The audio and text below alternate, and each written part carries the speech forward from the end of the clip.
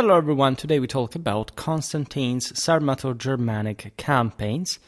It's a very interesting topic for a number of reasons. It intertwines with the Roman civil wars of the era. It is, of course, part of a broader set of centuries-old relations across all the European limes and beyond, in part, at least if we look at the Sarmatians, historically intruding into the Middle East.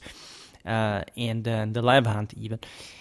This is part of the strategy series. We're exploring more campaigns, and as I was noticing recently in videos about the 4th century, we didn't make so much about some of the most important and actually successful parts of Roman military history.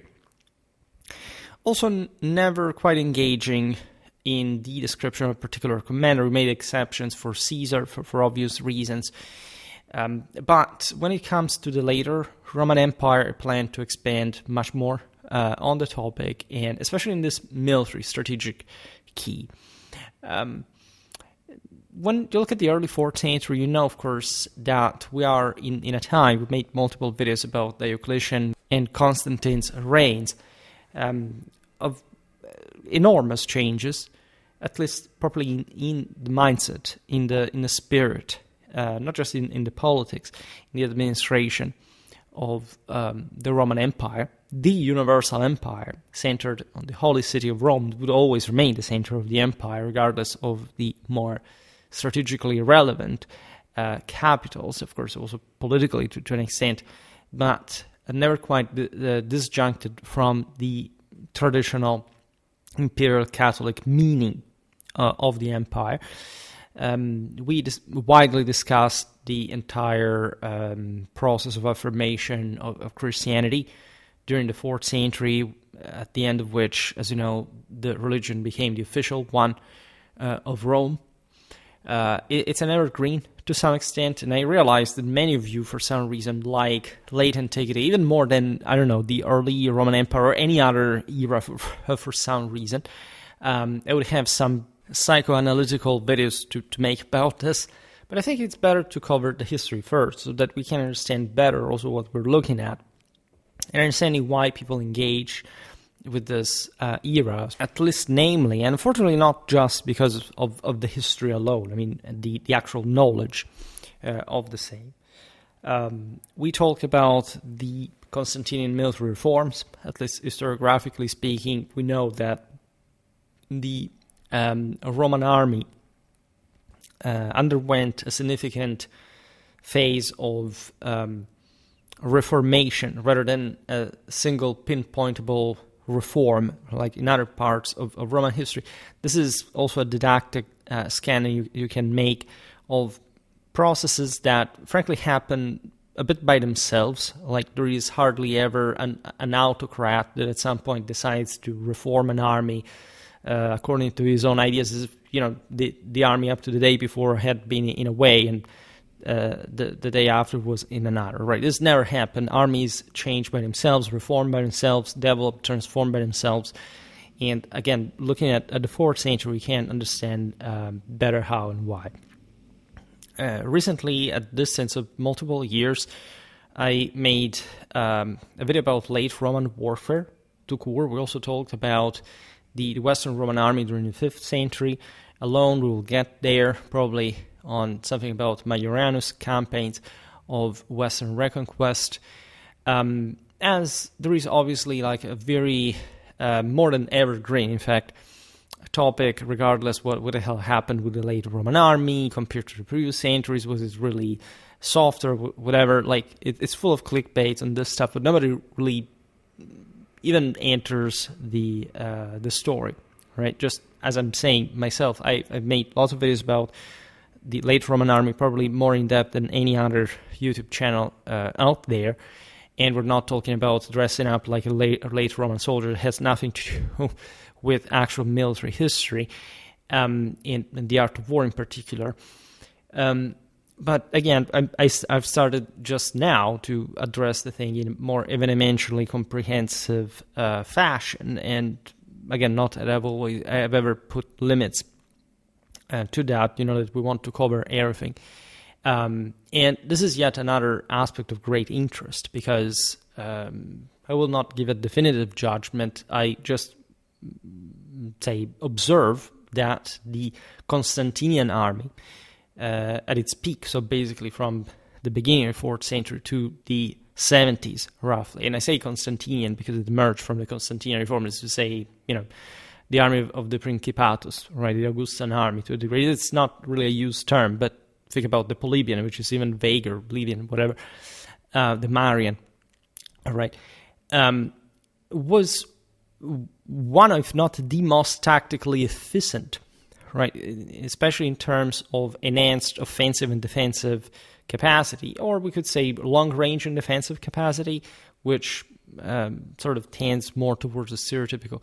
That, in fact, in the same imperial history, the enemies of Rome were stronger than ever. This much we know, and in this phase, technically, the Romans were able to crush the fiercest opponents. I mean, an Alemannic or a Sasanian army throughout this period were essentially not going to infringe Roman military superiority.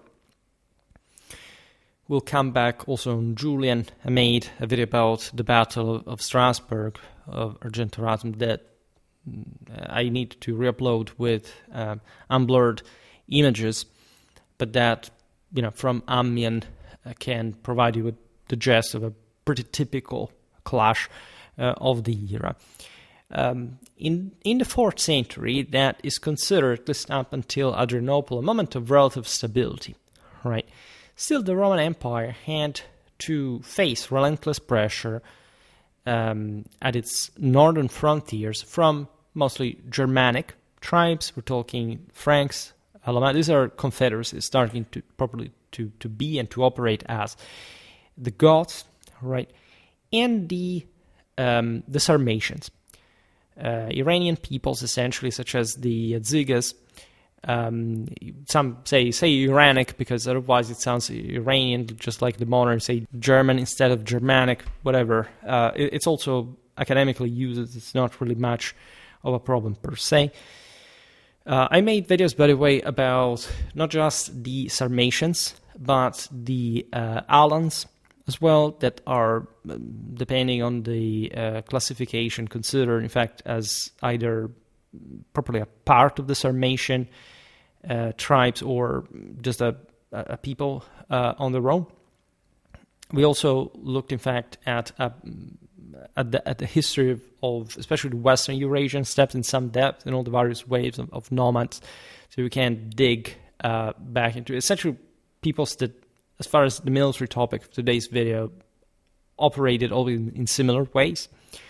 I also made something about Irano-Germanic sword-making magic, so what were the, especially the knightly models, mutated or better reinjected into sedentary Europe during the migration era through mostly the displacement of these peoples at the time of the Hunnic migrations that were underway here, and part of the reason why the Romans had to cope with this troubled frontier of theirs. Constantine I is just yet another giant topic on its own. You can argue, made lots of videos on Constantine, but never quite on the character per se, right? Because he literally gives the name to an era. He is an era in and of himself, and it's perhaps looking better at what he actually did in some detail. For example, his military deeds that can give even further volume to the figure. He ascended to power in 306 following the death of his father, Constantius Chlorus, at Eboracum, York. By the way, from the 4th century, conventionally start using the ecclesiastical pronunciation of Latin, so just my arbitrium, but I said it long ago and I'll stick to that. Eboracum, York, obviously, in northern Britain. Constantine launched a series of military campaigns from 306 to 336 to secure the empire's Rhine and Danube limes. so-called limes. The Romans didn't actually call it that way. They had a much more, say, vividly strategic concept of munimentum, so the idea that there was a deterrent force, whether oriented towards the defensive or defensive. Mostly things were shifting from the latter to the former. The more down you go to Roman history chronologically, but that were considered like a force capable, of course, of springing out and venturing, as we will see now, in fact, pretty much in depth, the Barbaricum. Right. I also made a video about the, say, post-Aurelian Dacia. We'll have to talk about Aurelian for that matter. Still more about the Roman province of Dacia, also its conquest. Right. And that's a quite interesting theater were to fight, because basically this had been a Roman province, then was deliberately abandoned, and then Constantine for a while through these campaigns even comes back there and reinvigorates parts of the defenses.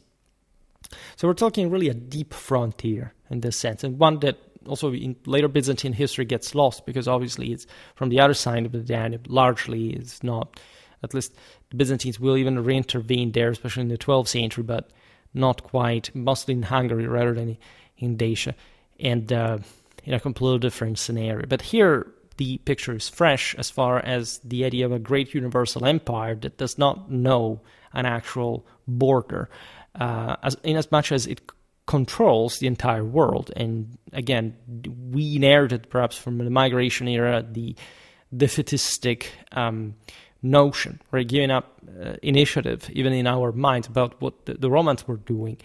Well, we don't consider that there wasn't really an outside and an inside of the empire, that the Romans were locking themselves. And Rome controlled the entire world, and there was no objective datum to counter this notion, right? It's not like the peoples living outside in our minds of the frontier were not controlled by Rome, right? And they were dependent on Rome, also much more than Rome was dependent on them.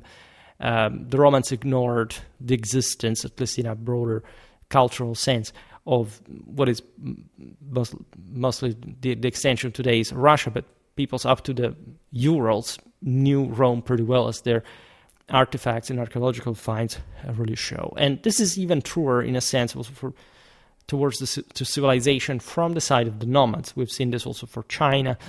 The nomads are much more desperate, and in the sense that they must be, and they're not faring well at all during the so-called barbarian invasions, in as much as they have to enact them. After, as you know, also centuries of substantial stantiality, even for nomadic tribes like the Sarmatians, for example, regardless of their routine raids, whatever, but more or less there had been a stationary situation. And in this sense, they must know very well where to hit, what's the political situation in the great universal century empires and so on. Now, Constantine's campaigns in question here, we're not talking about, if not in the background, about the Roman civil wars, because they're actually intertwined. There are some, as we'll see now, political and strategical reasons why Constantine fought against the Sarmato-Germanic enemies of Rome during the same wars, and especially as his power expanded, his territorial control did, right? In these campaigns, in fact, span 3 decades. That essentially is Constantine's reign, not only fortifying the empire's borders, but also facilitating the recovery of territories abandoned under Gallienus. We're talking the crisis of the 3rd century, and Aurelian, that, as we were saying, is the guy who restored the empire but bailed out of Dacia for essentially, we could say, tactical strategic reasons. You understand what I mean? Reshaping Roman defensive strategies and asserting imperial dominance over barbarian neighbors. This was a great coming back that also speaks of the stature of this man, this emperor and commander. Right, a commander from whom much was actually asked in also general socio-cultural sense by extraction. Essentially, we're looking at still at the so-called Illyrian emperors, right? And these had been military emperors, as you know, But in the general, as traditional concept of the empire, those who had to wield the Holy Ghost were really to materialize this through the command of the universe, and therefore through the extent that their armies managed to control. Now, the historical context of Constantine's campaigns obviously lays in the Tetrarchy. Made videos about this, we don't need to recapitulate it, if not by saying that it was a system established by Diocletian in 285 to address the empire's internal and external challenges. Following the death of Emperor Numerian and in November 284, and the refusal of Eastern troops to recognize Carinus as successor, Diocletian, that was himself an Illyrian general, was elevated to Augustus, Sebastos. His victory in the ensuing civil war led to the appointment of Maximian as Caesar in 285, elevated to Augustus on April 1st, 286, forming a diarchy with Diocletian that divided the imperial governance geographically, prefiguring the more definitive partitions of the later centuries. This division extended to frontier defense, with Maximian tasked with securing the west against Germanic and Sarmatian incursions. Right. We will see now which territories were hit, and obviously these peoples were quite mobile, so we don't have to reason in terms of just who's necessarily closer to this or that frontier, right? But they were quite enterprising and also fundamentally mixed, regardless of the different political groups, the major political groups that revolve around. War bands, errant knights, this is all part of the migration era ethos. In 293, to manage growing threats, Diocletian appointed Galerius as Caesar in the east, while Maximian chose Constantius Chlorus for the west, creating a tetrarchy. Essentially, the Augusti were to leave the government as future Augusti to the Kaisers, the Caesars. And so this was more or less Diocletian's idea. However, the abdication of the same Augusti, Diocletian, and Maximian in 305 triggered a crisis, sparking civil wars that evidently showed the inconsistency of this formula. That was also one of, actually, possible in strictly institutional terms, the greatest, or the Achilles heel, in fact, of the Roman Empire, succession, right? And this was due to the traditional understanding of what the imperium actually is, which can't simply be a dynastic inheritance just by mechanistic norm. This is also highlighted by the fact that these wars lasted from 306 to 324, destabilizing the empire, at least in the moment, and allowing barbarian incursions to thus breach the limes. I would like to point out what was hinted at before, that is to say, the barbarians did not simply enter the empire for no reason, right? They exploited the exact moment in which the Romans were involved in major civil strife, absorbing essentially most of their strategic force to launch incursions that also, as we'll see now, went actually nowhere, and that the Romans had the force to counter attack.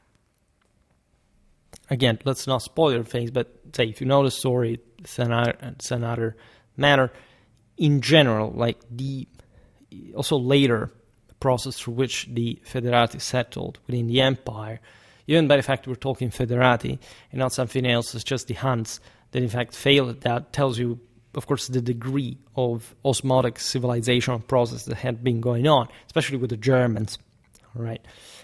Now, Constantine's reign began amidst this very turmoil. On July the 25th, 306, following Constantius Chlorus's death, his troops in Britannia, the northernmost frontier of the empire that had to cope with the Celts, as a matter of fact, made multiple videos about the organization, for example, the early Scottish armies in this case, and the Roman countermeasures.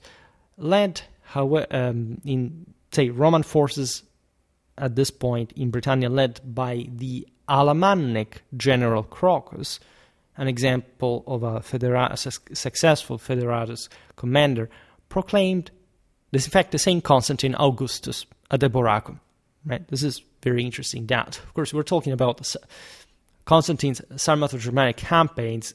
Constantine was elevated by an Alemannic commander as well. That, of course, also would have served like many Sarmato-Germanic troops against the enemies of Rome in the Sarmato-Germanic campaigns. Now, this act rooted in dynastic loyalty rather than the Tetrarchic's meritocratic principles. I always say it, Rome was nothing but a big feudal empire, if you really look at it by some degree, was contested by Galerius, the senior Augustus, who preferred his ally Licinius. Galerius compromised, recognizing Constantine as Caesar, so as would-be emperor, and appointing Flavius Severus as Augustus of the West, with authority thus over Italy, Africa, and Spain.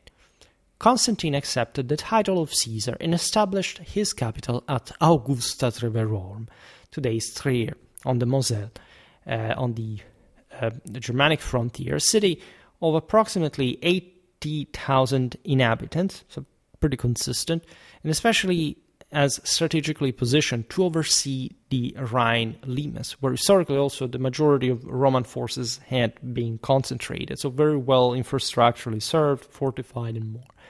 Here, Constantine completed the construction of the Aula Palatina in 310. If you have had the luck to visit Trier, please, you know that it's a massively monumental Roman and late Roman city, not only, but in particular because of Constantine's legacy. The Aula Palatina is a monumental basilica symbolizing Constantine's own authority and military focus from this still relatively provincial position. Consider that Augusta Treverorum was the seat of the prefecture of Gaul. So this basically everybody from Britain to Morocco in the far west depended on this. Eventually, the prefectureship would be shifted to Arelate Arles in Provence, but that's just another story. We'll see it perhaps better in another video about the late Roman administration.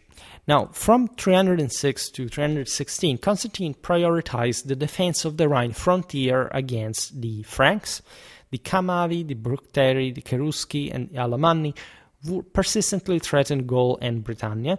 If you're interested in these peoples, in this sort of maybe strange to hear peoples like, I don't know, the Cherusci together with the Alemanni, because they almost seem to belong to different eras, and the former to Tacitus, Germania, and the latter to, again, the migration era, the dissolution of the Western Roman Empire. But this is exactly, in fact, that moment of stepping up of the Germans from tribes to confederacies, right?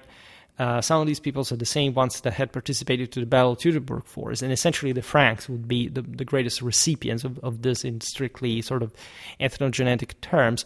If you're interested in the story, I made not just the migration era people series, where you can find all the various Germanic groups, etc., but two videos last winter, probably about Tacitus Germania, so all the tribes of the early empire, basically in Germany, and another one about a big summary of all these other migration era Germanic peoples. Right. It's interesting, by the way, what I just said, namely that the Germans infested the North Sea as well. The Franks had carried out a veritable odyssey at some point, reaching the Black Sea, crossing the Mediterranean. Again, the frontiers are quite permeable. This is just like a Viking era, sort of. And the Germans quite often engage with the same Celts in raiding the northwestern coasts of the empire. Those piratical attacks had been under the attention of the same Chlorus, the same Constantine in Britannia, and we'll make even more videos about that. For the rest, however, the greater threat was continental, and stemming in fact from this more politically cohesive confederacies capable of talking of hundreds of thousands of men, that regardless of their gestation, this historical time had become very aggressive, very, very dangerous, in particular the Alemanni that we just mentioned before. These peoples had been heavily Romanized themselves in their practice. Many of them had served in the Roman army, and they, for example, they had some heavy javelins of the same penetrability of the former the Roman pilum. They really were very strong in infantry charges, right? That was mostly their deal. Again, the Battle of Argentoratum is a very good example of that. In spring 306, Constantine joined his father in a campaign against the Picts and Scots north of Hadrian's Wall, achieving significant victories before Constantius' death. So he was skilled in that kind of warfare and theater. Returning to Augusta Treverorum, Constantine faced immediate Frankish incursions across the lower Rhine. In 307, he launched a preemptive campaign crossing the Rhine at an unexpected point to surprise the Franks as they prepared to invade. This preemptive strike was really devastating. Many Franks were killed, captured, or enslaved in the process, with some conscripted as gladiators, right, in the arenas of Roman Gaul. Their livestock that was increasingly becoming their major assets, especially for this semi-nomadic confederacies. Previously, the Germans were mostly about agriculture, were seized and villages razed. Right, the Romans had historically, just like they had done in Britain, etc. Literally, the Picts appear after the Romans had literally annihilated the ethnic consistency of the Caledonians that do not appear anymore after the early 3rd century AD devastations. So when the same Romans wrote in their own historiography that the Romans made a desert and they called it peace, this is literally, in some cases, at least what this really meant. Telling the truth, in late antiquity, everybody was in need of manpower and labor force. So again, as opposed to simply exterminating, it would be better to capture, seize and list, whatever. This was really common. Nevertheless, when you wouldn't have chances to simply occupy directly because it was in cost-benefit terms unfruitful, well, if these people bothered, you exterminated them, right? It seems actually fair in terms of sheer political and strategic lucidity, in terms of deterrence. And that's how the Romans had historically contained, in fact, these populations in quite successful terms. In fact, also this success earned Constantine the title, the cognomen, Germanicus Maximus by year's end, as recorded in contemporary sources. Right, so magnificent counter-strike. And this is important because it shows like the sort of strategic prowess of the Romans to strike across the Rhine, also against a foe that is basically building up, right? It's as if, I don't know, in late 2021, the Ukrainian army had attacked the Russians in 2 Russias that were building up before invading, similar things. Not really random, but just to make you understand how the sort of the moral effect of the story would have looked like from a recent event. Now, Constantine likely utilized the legionary fortress at Castra Vetera as a base, employing the Lippe River Valley, a route used since Augustus, to outflank the enemy and devastate their territories from the rear. So a magnificently operated invasion. In 308, Constantine continued his offensive, targeting this time the Bructeri along the lower Rhine. His victories, marked by strategic maneuvering and decisive engagements, again earned him the title Germanicus Maximus, which again was well deserved. What I would like to stress through the series is how actually good particular Roman leaders were in terms of military curriculum, right? Constantine was by far one of the greatest commanders, not just leaders, in Roman history. Constantine constructed a fortified bridgehead at Divizia, modern Deutz, opposite Colonia Agrippina, Cologne, a critical outpost for monitoring Germanic movements. So obviously you understand the degree of control that the Romans already had on these Germanic groups.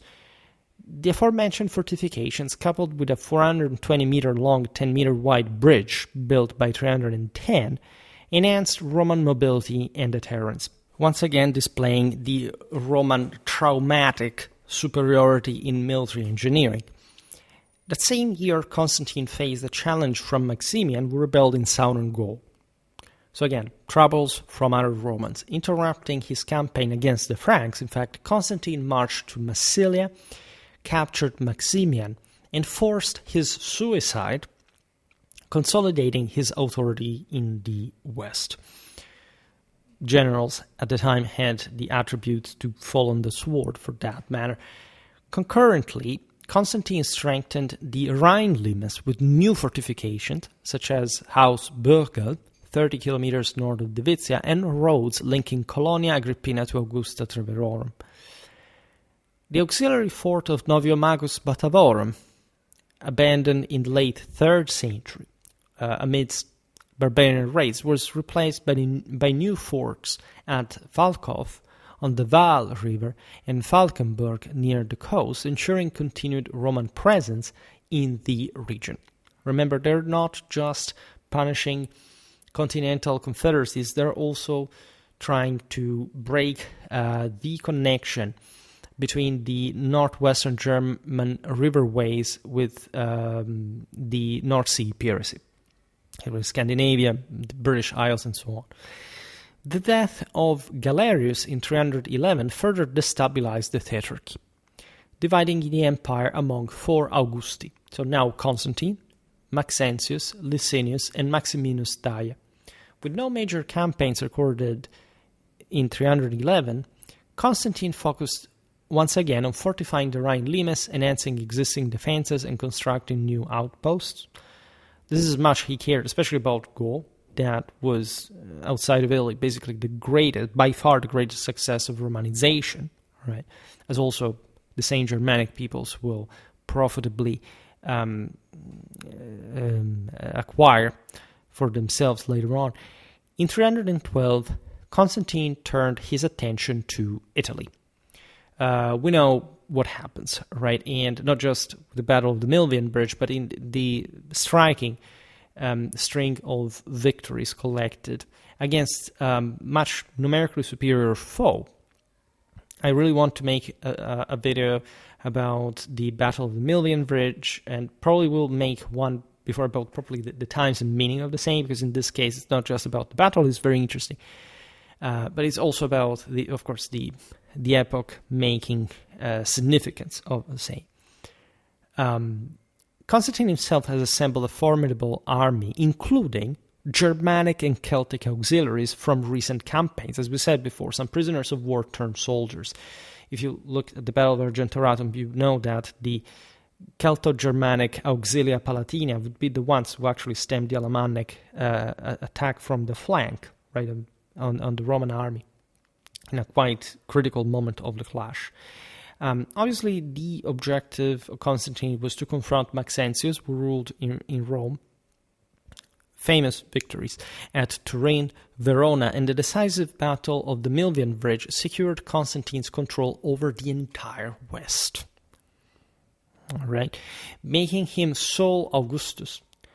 Coinage from 312 to 313 inscribed Gaudium Romanorum Alemannia, celebrating Constantine's concurrent campaign against the Alemanni. So this is a celebration essentially of an Alemannia belonging to the Romans, right? Ideologically, conceptually speaking, this is how they saw it at the time. In this campaign against the Alemanni, that, as you know, were basically wedging between the springs of the Rhine and the Danube, in the so-called Agri Decumates, that were essentially the only, is still today, the only true sort of warm part of Germany, climatologically speaking. There's a lot of wine there, and as you know, that's a bit like the same limit of Roman expansion. Constantine feigned a river crossing to attack their territories, capturing a king and devastating their land. So yet another massive ravage, a brutal suppression of this Alemannic threat.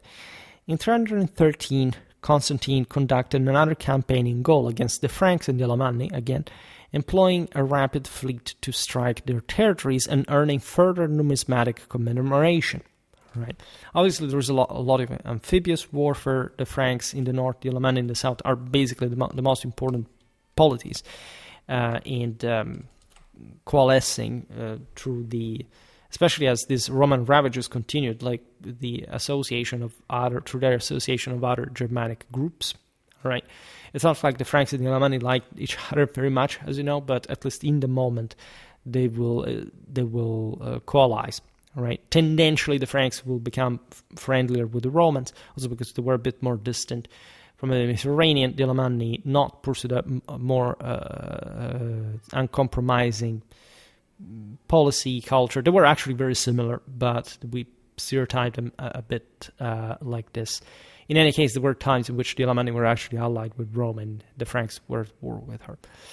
In February 313, while wintering in Rome, Constantine forged an alliance with Licinius, the Eastern Augustus, cemented by Licinius' marriage to Constantine's sister, Flavia Julia Constantia, at Mediolanum. I made a video about ancient Mediolanum, if you're interested.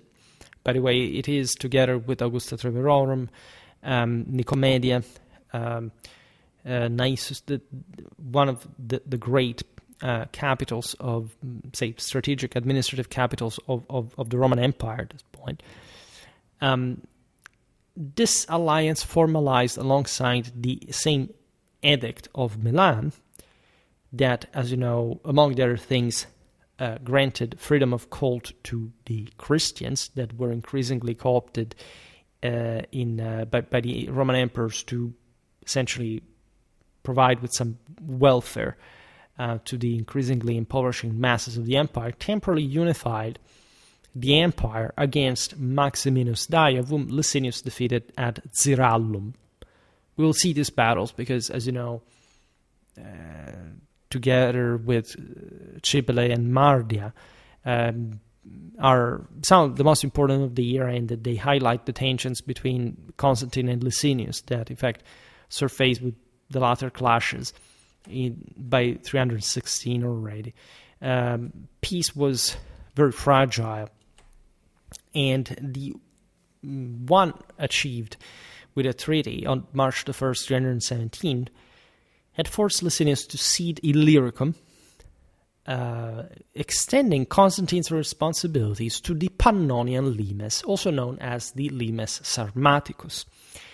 This is very important because, of course, controlling the Illyricum was a way to control the land of your ancestors from these rulers, regardless of how they had been scattered across the empire through their familiar careers in the Imperial army. But because now it also encompassed the hottest Roman frontier section. Right, as we said before, there had actually been a shift from the Rhine to the Danube. Also, was the single most loaded frontier historically after the Rhine, right? But it was it is longer, and forces had historically been a bit more scattered. Also, because the enemies from the other side were actually, to some extent, more pernicious than the ones on the Rhine. Paradoxically, the Germans historically were a bit more, let's say, civilized. But this is exactly the point. Like, even the East Germans that are moving along this frontier, at some point the Romans even distinguished between the Germans and the Goths, as if the latter probably were a different ethnicity as a whole, which in part could be debatably true, like in the sense that they were more Irano-Germanic, and in fact were more nomadic, and this is the point. Actually, the east of Europe sucked more, so actually the threat, the enemy was wilder, but in this sense not actually more effective, right?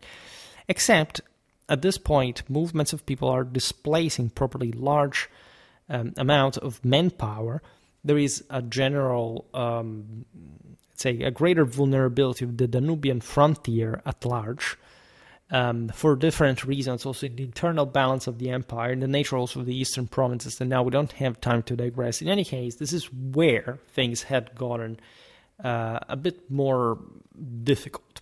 And historically, that's where also the limes had been broken from the earliest. I made a video about this regarding the earliest Germanic incursions, starting probably like during the 3rd century in a relevant degree on the Danube, which also, and this is sort of less known because normally this is attributed to the so-called Visigoths, to the Tervingians after Adrianople. This is the moment in which actual islands of Germans are first settled within the Roman Empire. They're small, you can say local, not even provincial to a degree. Also amidst peoples that, even though Roman, were actually considered barbarians by the Romans themselves. Maximinus Thrax, for example, was from some of these areas. And I made all a video explaining how, say, why this matters also in a social and cultural history of Rome between sort of probably the Roman core and the provincials, the frontiersmen, etc. We'll come back on the topic for that matter. I don't have to present the Illyrian emperors either, but I mean, they had historically been amidst the least, let's say, civilized peoples within the Roman Empire, and they basically enlisted more frequently in the Roman army. Right, Illyrians were quite a thing during the 3rd century, hence the so-called Illyrian emperors. By the way, they were not even necessarily ancestrally Illyrian in an ethnic sense. Roman provinces had been named different ways, different extents for different historical reasons. Some of these people were even of Celtic descent, for example. But they were fanatically loyal to Rome, to the extent we're really seeing here. And also because they were historically exposed to the Danubian frontier, and the peoples inhabiting from the other side that naturally were not this, very, let's say, settling in a general sense. It is also to counter the myth that, these terribly oppressed peoples within the Roman Empire were waiting the barbarians to break free. There are literal adults, anagraphically adult people who literally believe this. These are people who vote and that, drive cars, etc. But unfortunately, they exist as such, and we have to cope with them in a real world. Now, the interesting aspect of the story as well is that Constantine, aside from his ancestry, was not novice to Pannonia. Right, it was one of the hottest provinces within the Danubian frontier itself, scarcely civilized one, very fortified one historically, where Constantine had fought already in 305 under Galerius. By the way, think about the times and places, the characters involved, defeating, on that occasion, by the way, here a barbarian leader in single combat, which is a big deal, not also in psychophysical terms. Constantine was thus familiar with the region's challenges. He established Sirmium as his primary residence, alongside Serdica, and actively, these are the most important, Serdica, Sirmium, Naissus, etc., and actively inspected the Danubian garrisons there. That's a very importantly strategic riverway, right in the middle of Danube, that would in fact be controlled, garrisoned by the stronger forces in the region for a very long time. Reinforcing bridgeheads toward the Tisza River in the north. We're talking about, this is the area where of steppes basically between the Danube and the Carpathians, where the Irano-Germanic peoples tended to intrude, right? Because it was technically not directly occupied by the Romans between Dacia and Pannonia, and so it was this sort of pretty deep, latitudinally speaking, salient that created it. There was literally nothing in that. That's why the Romans didn't occupy that. But at least the boundaries were fortified. And so what Constantine here partially does was to reinforce exactly the surroundings. And to counter, in this case, specifically the Zyges and the Goths. The Jazyges were historically a Sarmatian tribe, right, that had moved west and settled exactly in this Panonian steppe.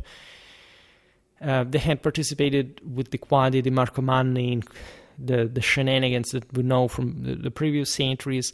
Those peoples were still around, by the way, and the Goths were the Germans, in this sense, were more pervasively compact, right? They were the dominant force. They had historically crushed the Sarmatians themselves. They had come to dominate them. They had established their kingdom on the Bosphorus, Cimmerius, in Crimea. So again, we know that story. We won't come back on that. If anything, I can make more videos about it.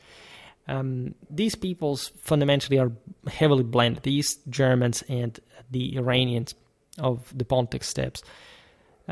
Constantine also strengthened river fleets on the Danube, Sava, Drina, and Moravan maritime fleets in the Adriatic and the Aegean, fortifying ports like Aquileia, Piraeus, and Thessalonica with arsenals and shipyards. These were broader strategic necessities, not much just against the barbarians, but also against other Roman rivals, as is understandable. But it did have the general purpose of stabilizing the same Danubian frontier, right, with greater sort of defenses, infrastructural interconnection, the capacity of moving troops back and forth more easily, delivering supplies more quickly, etc. These measures, while defensive, in fact also prepared for a potential war with Licinius and offensive capacities in the Barbaricum. All right, so Constantine had began to gigantically toy with the idea of launching offenses, as we will see now, against the Goths in particular in Dacia. Between 317 and 319, Constantine campaigned against the Sarmatian Jazyges in Pannonia, earning for this the title Sarmaticus Maximus, because again, the Jazyges were one of the Sarmatian tribes. This is also evidenced by an inscription from Mauritania, so from the other end of the empire, northwestern Africa. Constantine's near-continuous presence in Sirmium, documented by different studies, underscored Sirmium's role, by the way, as a military and administrative capital before Byzantium/Constantinople. Sirmium, Nicomedia not yet, but was the cornerstone of the Danubian strategies. In 320, Constantine delegated, being more involved in the east, the defense of Gaul to his 15-year-old son Crispus, who under a prefect's guidance secured victories against the Franks and Alemanni, demonstrating the dynasty's military capability. In 322, Constantine repelled a Sarmatian invasion of Pannonia, possibly initiating the Devil's Dikes, a series of earthen ramparts stretching from Aquincum, today's Buda, to the Disha, then south to Viminatum, yet another important fortress. They're basically always around in the south towards today's Serbia, as you know. It's in Jedunum, Belgrade. These fortifications, possibly resuming Diocletian's earlier efforts, by the way, because that's always what we will likely never untangle. There is really no way to do this. Like, how much of this, I forgot to say at the beginning, I mean, it's the other thing, like, for example, the so-called Constantinian army is actually Constantine's volition. Obviously, he was a master mind, strategically speaking, organizationally speaking, but again, the general improvements of the Roman military in the recovery and the aftermath of the 3rd century crisis was a long-term process. Diocletian had contributed to that. If anything, there was a comprehensive logic that men of this caliber understood in sort of wielding these provinces and their military forces. These fortifications protected the Jazyges. Yes, you have heard well, the Sarmatian tribe that by this point had been integrated, at least as an imperial tributary within the Roman spheres of influence, from Gothic and Gepidic incursions. We talked also about the Gepids. Essentially, the Goths here, mostly we're looking at the Thervingians and other subgroups within the Carpathian Basin. The Gepids are seemingly infiltrating from the north. They are essentially from roughly today's Poland, right? Coinage from 322 333 by Constantine inscribed Sarmatia Devicta, all right? And a second Sarmaticus Maximus title celebrated these successes, right? So Constantine's doings in the area had come together with coping with enemy threats. In 323, Constantine faced dual threats simultaneously: a Sarmatian assault on Campone, an auxiliary fort south of Aquincum, and a Gothic incursion led by Rausimodus into Mesia Inferior and Thrace. Right, so we're looking at the extremes, essentially, of the middle-lower Danube. It's interesting to observe that the latter territories were under Licinius's control. It may have not been the best strategy in the moment, but at least it obliged the Romans to still, regardless of their political conflict and their mutual hostility, had a shared goal of frontier protection. And they hoped to dilute those forces as a whole. Zosimus records that the Sarmatians, attempting to burn Campone's wooden upper walls, were surprised by Constantine's rare attack, resulting in heavy losses and numerous prisoners. Right? This could simply mean that, Constantine's relief forces had arrived as the situation was growing dire in the fort. And imagine even just the scenario. It would be, I don't know, ethnoanthropologically speaking, just something to look at one of these Gothic warriors, what they looked like, how they were armed, how they fought. It would have been magnificent. We're not talking about also the Roman army. Simultaneously, informed of the Gothic raid, Constantine marched from Thessalonica, crossed the Danube near Margum, and pursued the Goths into what would essentially become Wallachia. Made some videos about Wallachia medieval times, later medieval times. If you're interested, that they are for you. The ensuing battle saw a Roman massacre of the Goths, with the same Rausimodus killed and survivors surrendering. Constantine resettled captives, as we explained before, in cities like Bononia, for example. This is very interesting because, again, it shows also interesting delusion in relatively distant places. But his incursion into Licinius's territory violated their agreement in the process. So it had been also a political show of force against his eastern opponent, triggering the final phase of the Tetrarchic civil wars. You understand how the Germanic threat here intertwines, right? The war famously culminated in 324 with Licinius's defeat, establishing Constantine as sole Augustus of the entire Roman Empire, right? A compaction that, in fact, Rome would maintain for an important amount of time, and now Constantine has at his disposal the entire forces of the Roman world, naturally with all the level of decisional decentralization, the local governors, etc., but still. So now he had also to envisage a comprehensive strategy to best secure the frontiers. And he was in best position to do so. And so to deter further barbarian incursions, Constantine constructed stone bridges, for example, at Oescus Sucidava and Transmarisca Daphne, reinforcing Roman outposts north of the Danube, possibly linked to the later campaigns in 1326-1329. Naturally, fortified bridges were an obvious measure to block further incursions tactically. So those are relevant if you man them if there is a field army that prevents, of course, a crossing. If there's nobody there, you can fortify the bridge as much as you like, but just a sparrowed garrison is not going to do the thing. But in sort of consistently regional tactical terms, you can stem an entire army at that point through this infrastructure, right?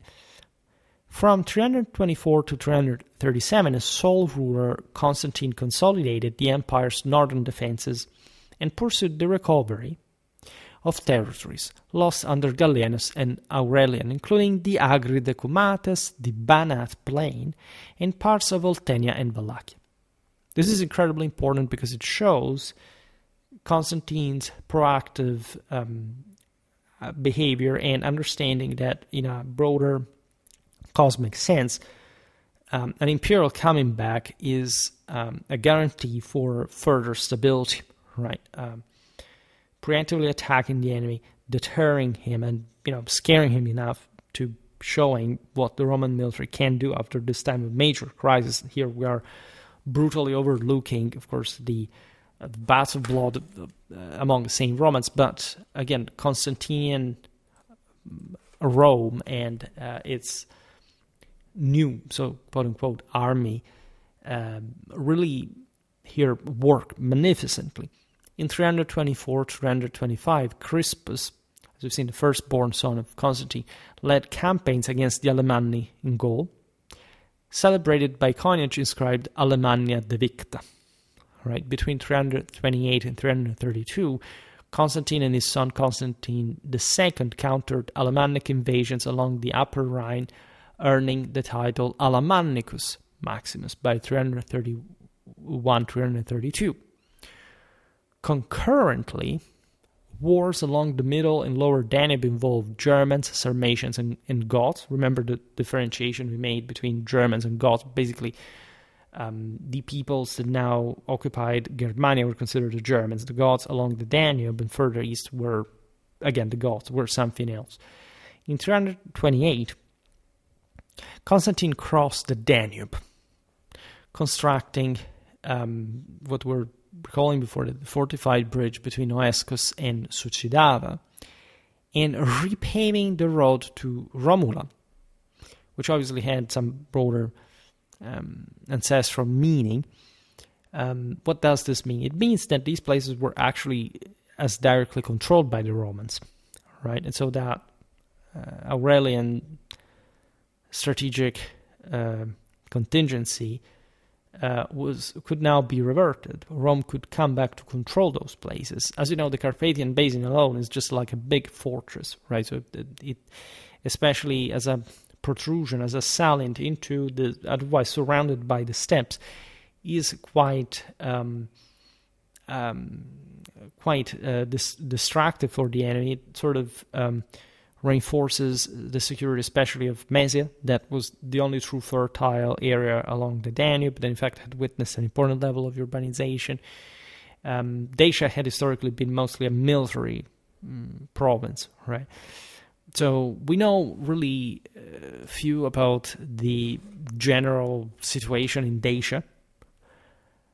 Also regarding the fate of the former Roman populace that I made, again, a video about for explaining also how and why, again, the Vlachs speak a Romance language, and why, essentially, by Roman observers, the Roman presence had actually quickly evaporated and or being, in fact, sort of cornered and isolated, even though the idea is that the Romanians came back from some sort of migrations across the broader Danubian area, not just what would become Transylvania. That historically would have still, however, been occupied by, inhabited by Romance speakers, especially in the highlands at some point. But it's a story we have to make more videos on. I got some views from that late Roman, post-Roman actually, Dacia video that it was worth mentioning. Theophanes the Confessor records that Constantine, in this incursion in Dacia, devastated barbarian territories. enslaved captives, strengthening Roman control. In 329, the Goths, unitly counter-striking, but also usually pushed by their predatory strategy, penetrated Mesia Inferior and Thrace, so we are further in the lower Danube basically, but were repelled by Constantine, who built a stone bridge in Scythia Minor, earning his first Gothicus Maximus title and a fourth Germanicus Maximus. The latter infrastructure is relevant because it witnesses an effort of the Romans to block especially the nomadic movements between the Black Sea and the Carpathians, which, as you know, was a corridor would be exploited by any other people who would later settle. The Byzantines knew better, so there was a coastal control of Roman and Byzantine civilization, mostly preventing, in fact, the major centers there existing, essentially in the east as a result of the Hellenic colonization, was imminently coastal and basically unscathing the, as we've seen, the pretty backward hinterland to an extent. But for this very reason, it was difficult to simply, because this is far north, it's basically up to today's Moldova, right? So it's even just an area that is difficult to simply garrison, maintaining as a certain. It's not even just this huge issue, but it's sort of like a dam that can be used, again, a bit like Hadrian's Wall, Antonine's Wall, not just as a simple barrier that everybody can cross at every moment, but a place where you can rest with a field army in order to confront a force of the same scale trying to break through, facilitating the tactical defense.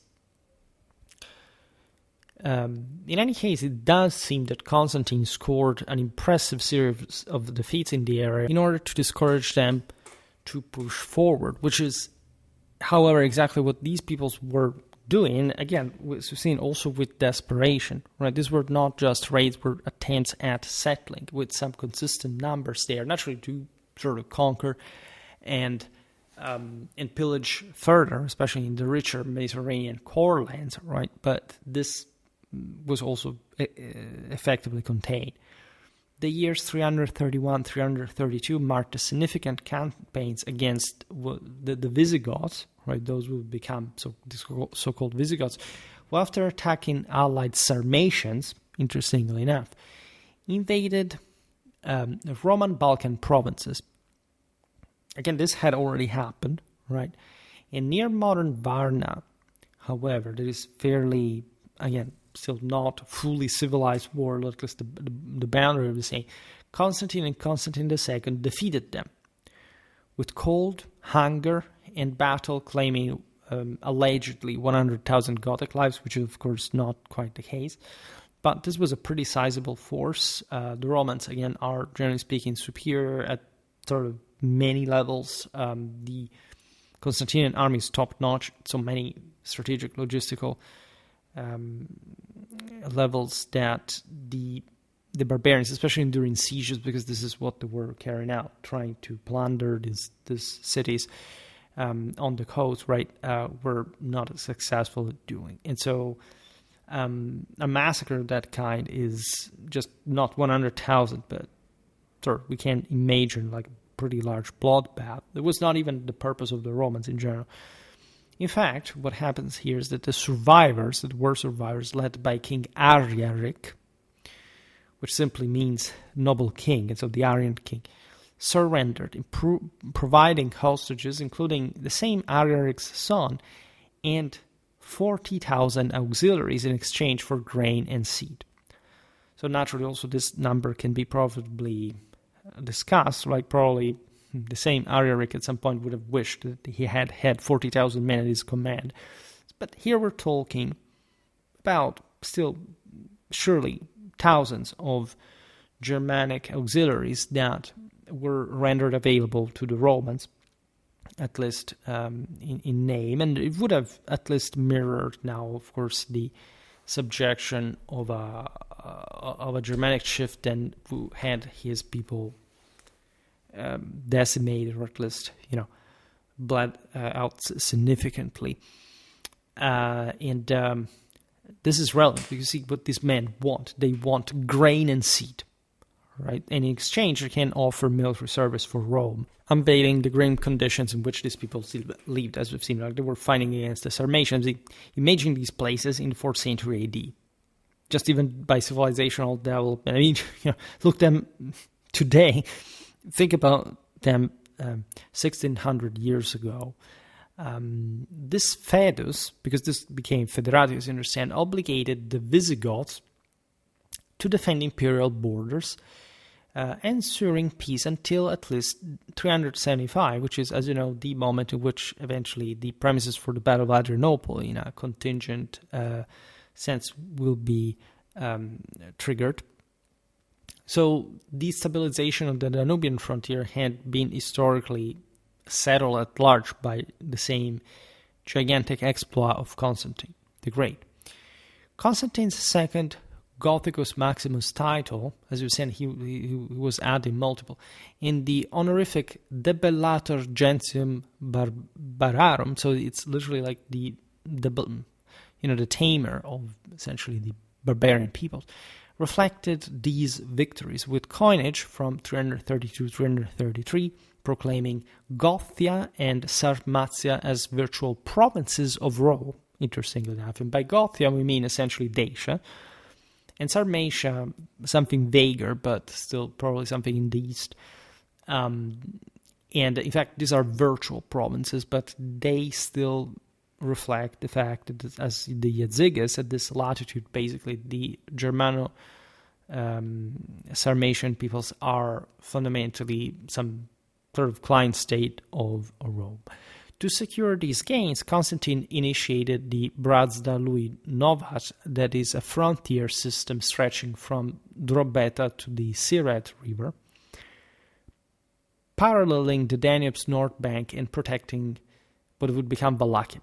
So this is a system, again, straddling also the Carpathians. It's a complex one. It's not merely a wall.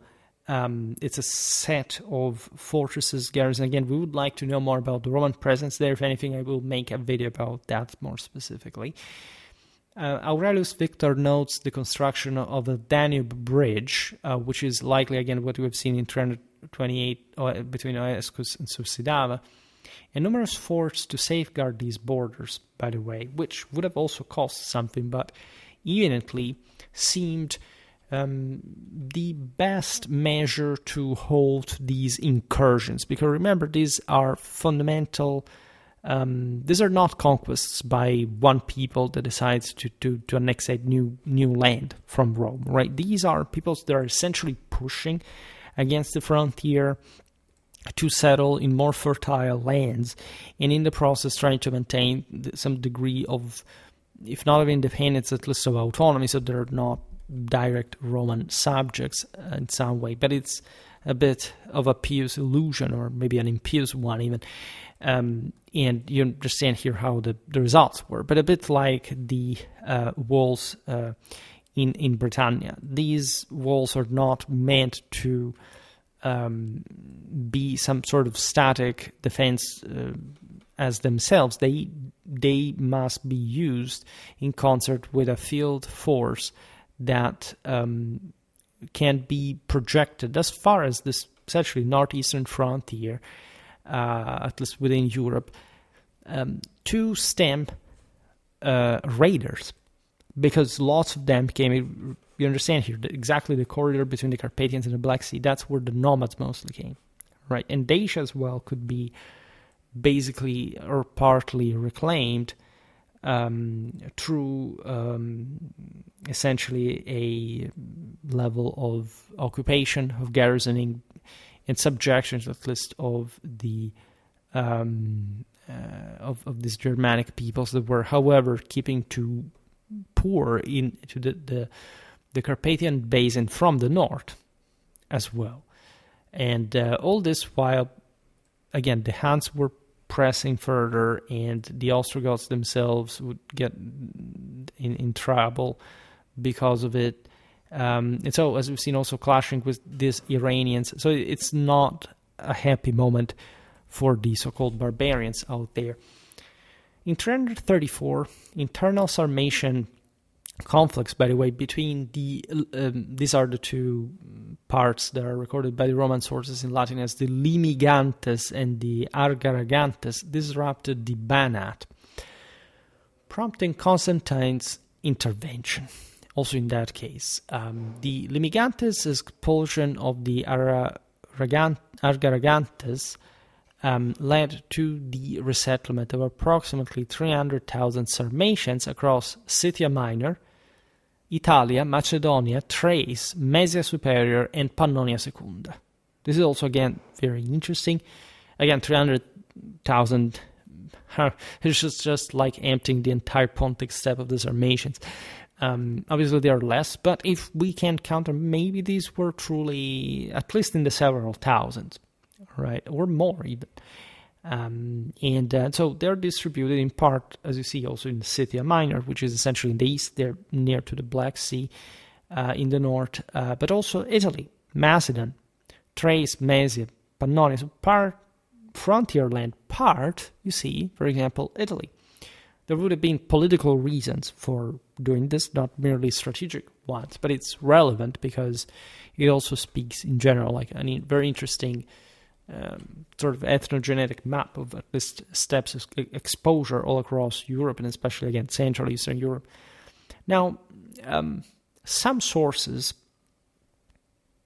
suggest a military campaign to restore order, supported by archaeological evidence of Roman presence in the Banat Mountains along roads from Dierna and Lederata to Tibiscum, earning Constantine a third Sarmaticus Maximus title. You see, we don't really have the open, explicit evidence for some campaigns, but we understand from the titles indirectly that these operations had been carried out and that it had been fundamentally successful. Constantine really intensified this campaign. It's fascinating because it's as if the Romans were overall trying to stem mostly advances from the a bit older front. You see that Constantine did similar things along the Rhine while he controlled only Gaul and Britain. But in general, now that he had the whole Roman Empire under his control, thought that this area in the east, in Europe, was effectively, even beyond the Danube, the safest to close. And after all, it kind of is, more than others, because there isn't much an open plain next to that. It's like, or an open ground. I mean, it's like the people who say, you should, I don't know, the Romans should have simply stuck with Germany, right? They should have brought the Limes up to the Elbe, or the Oder, with all the Germans in between. Obviously, they didn't do it for a reason. Here's different because there aren't really many peoples in between. They are like a strange admixture and also not necessarily of the most committed or even namely Roman populations. There is, however, the Illyrian hinterland, so important military, important manpower, military infrastructure, as we've seen. So it's a place from which it's relatively, at this point in history at least, easy to operate beyond. And in general, if you really look at it from Pannonia to the Carpathians, it's this really very narrow path, right? Equally between the Carpathians and the Black Sea. So once you Germanized Dacia, this was likely the overall calculation, you can try to create some walls, like in Britain, between these two areas, and bottling up anyone who tries even to surpass them, because one part of the strategy was maybe even letting raiders in. This was particularly evident in North Africa, but obliging them to still go back from the place they had come from, which is, in this case, was also geographically mostly the case. But if you had a wall in between, you obliged them, if anything, to in the moment in which they had to run away, with greater pressure to pass through the same breach they had created. And so at that point, you could ambush them. And as we've seen also with sieges, etc., come at a point where they would be more easily exposed. Right? This is generally speaking, how like a very energetic and proactive ruler like Constantine would have seen the thing. And it's a very bold statement, which mostly works because the area is very politically fragmented, right? There isn't an equivalent there to, I don't know, the Rhine or the Danube further south, right? But you can, through a mix of calculations, hoping to shield this area, especially considering also Constantine's refoundation of Byzantium, and so an idea of mostly like sort of sealing off this great Eastern European frontier. Around 335, the Vandals under Visimar, defeated by the Goths of Geberic between the Marisus and Danube, sought refuge in Pannonia Inferior.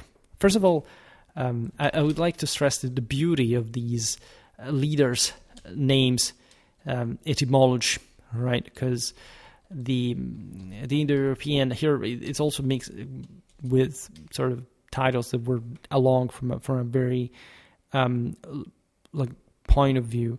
Visimar, for example, obviously expresses the concept of providence, wisdom intended properly in vision, and Mar, which would stand essentially as some maybe reference to the emergence from the save from the water, the emergence from the sea. It's like a bit Merovec for the Merovingians, and we'll talk about it. So an idea of sacred rule among the in this case at least the Vandals, who were East Germans themselves. Geberic means gifted king, essentially gifted ruler, but always intended in a metaphysical sense, right? So what happens here is that the Vandals, at least a part of the Vandals that had been crushed by the Goths, takes refuge among the Romans in Pannonia. And given that they're broken, and so they can easily be turned into either legionnaires or colonists, or both, by the way, Constantine permitted their settlement, where they remained peaceful for 40 years, by the way, adhering to imperial laws, which also tells you how, but multiple generations, these peoples could be obedient to Rome, and also pay a considerable amount of blood for defending its territory that now was essentially entrusted to them, but still within the confines of a direct Roman control. And this is typical. And as we've seen also for the Theodosian era, this idea of being merciful, not exterminating these barbarians, but turning their giant fury into some kind of mild behaviored integrity and obedience was considered to Rome. It was one of the greatest Catholic meanings of it all, right? Creating order out of chaos, right? Disciplining these guys to serve Romans against other forces of titanic mold, like theirs. In this case, these Vandals hated the Goths, evidently enough. In 336, Constantine campaigned in the former province of Dacia, abandoned by Aurelian, earning the title Dacicus Maximus for that reason. So this was properly an invasion of the Carpathian Basin. So much so, we have of it an inscription near Apulum mentioning Ulpia Constantia, evoking Trajan and Constantine at the same time, because of Ulpius Trajanus and Constantine, supporting Julian's claim that we would know, in fact, from later times, that Constantine restored Trajan's conquests, including Dacia. This is, again, very interesting, because this is a massive feat. Naturally, it's not like Dacia was actually restored, but the fact that Constantine could march into it, and that at this point there were essentially what would become the Visigoths already installed, the Tervingians, and that he could leave inscriptions, epigraphic evidence that it would be known later. Unfortunately, the 4th century is all much more panegyrical, oligarchic, courtly, dynastic. So we get much less sources of the earlier historiographic kind of Roman history. We know much less about what goes on. But Constantine's enormous military enterprises included a veritable invasion of Dacia and some level of actual subjugation and direct control, as we have. It would have already partially happened at this point. What can we say from these Germanic leaders that, as we've seen, were emerging from the chaos of the waters with their providential guidance and reaching Rome, in fact, reaching the light itself, and the Roman order and rule for cosmic discipline and alignment with God? We're typically like in a metaphysical and historical space of veritable sacred royalty, the sacred regnum of divine rule. All the campaigns that we listed, that we know they happened, deserve more considerations. First of all, they were underpinned by Constantine's military reforms, expanding the army apparently to 62 to 64 legions by 330. This had historically changed from the one of the Principate that had been standing up to a relatively short time before, some generations at least. Building also on Diocletian's apparent increase to 55, 56 legions by the beginning of the 4th century. This allowed for also a better distribution of forces, right? Some of these forces were now more connected to that sort of readily available field strategic capacity across the empire. Others were increasingly garrisoning the frontiers. If you wonder even how the distinction between the comitatenses and the limitanae worked, we can look at this better, and we'll make definitely more videos about the late Roman army.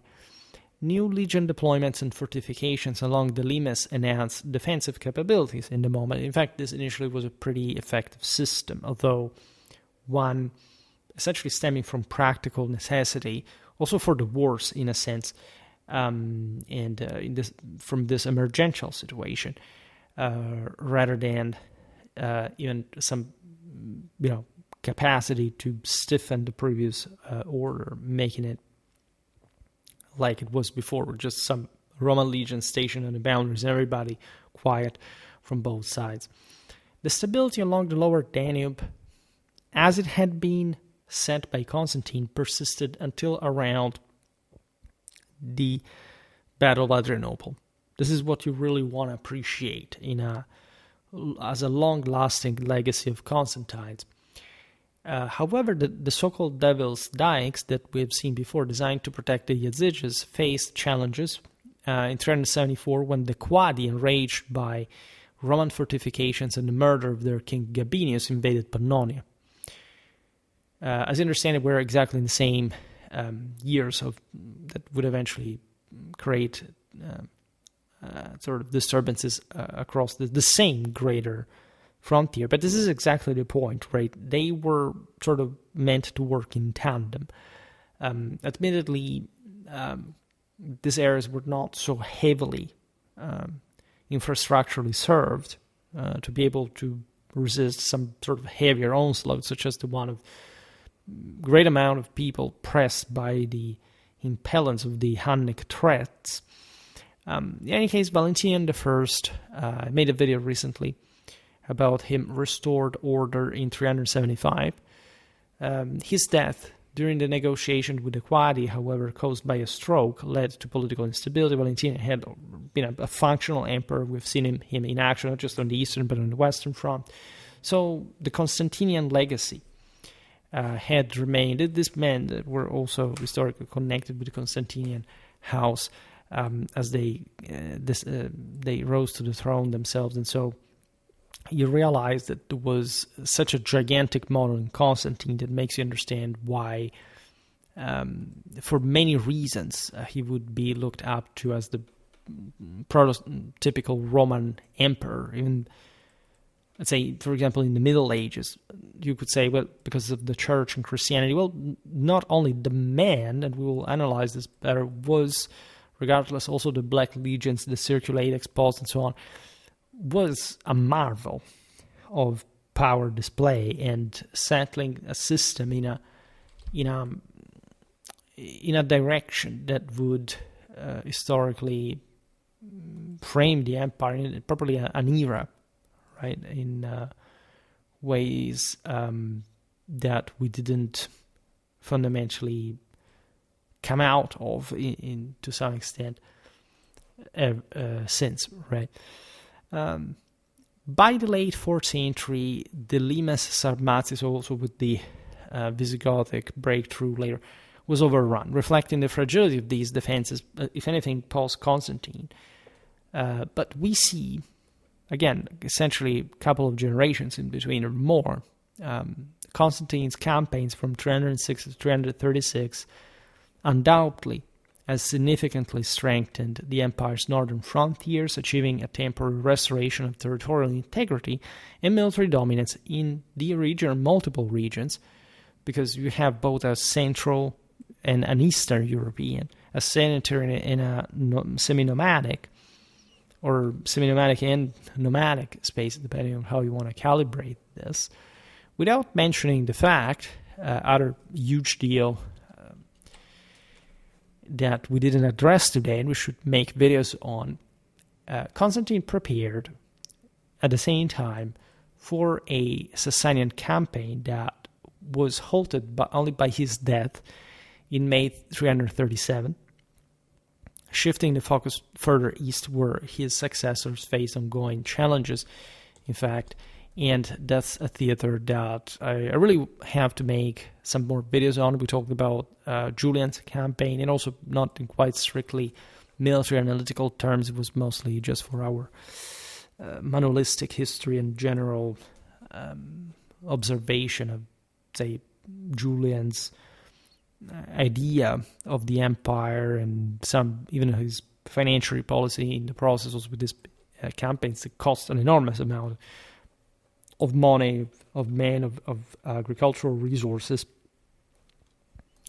Looking at our playlist, first of all, like I'm very glad to talk about this because we didn't make so much, unfortunately, over the years about this topic. I'm just realizing now, just my, first of all, I want to see, just 1 second, how,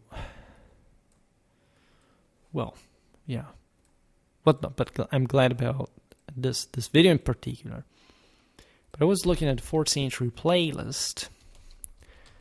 That is not even too small, but it's just 21 videos. Well, it's actually better than I thought, but some of these are also old videos in the newer one. We really need more. And again, we start really from this. We have to make more military stuff, more late Roman military stuff in actual depth.